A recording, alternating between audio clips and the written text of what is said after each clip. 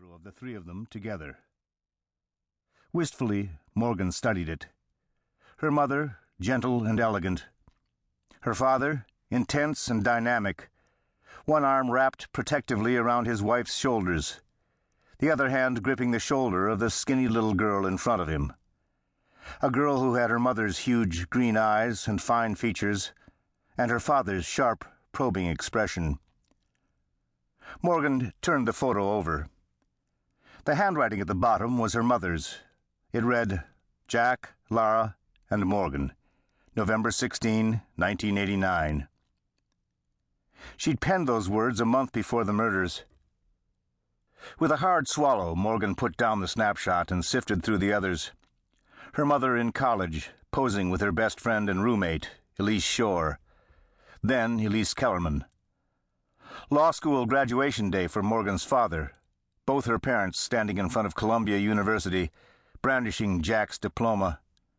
Their wedding day, the day Morgan was born. Family photos of happy occasions, from Morgan's first birthday to summers at the beach with all the Shores, Elise, Arthur, and Jill. Last were the photos Elise had developed for Morgan months after the funeral. Photos taken at Daniel and Rita Kellerman's lavish Park Avenue penthouse on Christmas Eve, where Morgan's parents had dropped by for the holiday party being hosted by Elise's parents in honor of Arthur and those who'd contributed generously to his political campaign. Those were the final photos taken of Lara and Jack Winter alive. The next ones were snapped in a Brooklyn basement later that night by the crime scene unit. With a shiver, Morgan put down the stack of photographs and rose, tightening the belt of her robe. Enough. She was allowing herself to be sucked into that emotional vortex all over again. Her mental health couldn't withstand it. Dr. Bloom had cautioned her about this very thing. Time to listen to his advice. Be proactive. Focus on the present. She'd get a jump start on the day, brew a pot of coffee, shower, and dress. Then she'd head downstairs to the office. She had a slew of early morning phone calls to make in the hopes of catching her clients before they left for work, and a mountain of paperwork to attack.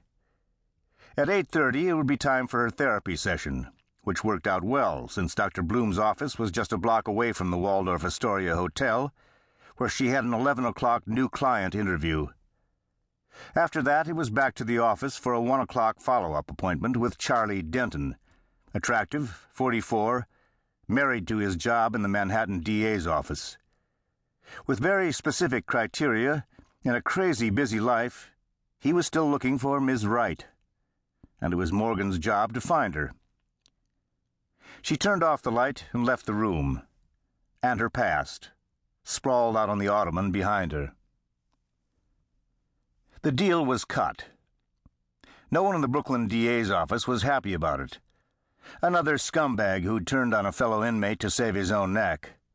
Another case where the rule of law converged with Darwin's survival of the fittest. Having to go easy on that drug-dealing punk, Kirk Lando, was a rotten break. But they had no choice. He'd given them a cop killer in exchange for a lighter sentence. The NYPD was happy. Nate Schiller would pay for killing one of their own. Schiller would probably have his throat slit once word got out at Sing Sing why he'd lied about shooting Sergeant Godfrey. Normally, killing a cop would have made him a hero there. Not this time. Schiller had screwed himself. Bad. When he'd tracked Godfrey down in Harlem and blown him away, he'd also blown away the perp Godfrey had been cuffing at the time, figuring he was eliminating the sole witness to his crime. Bad move.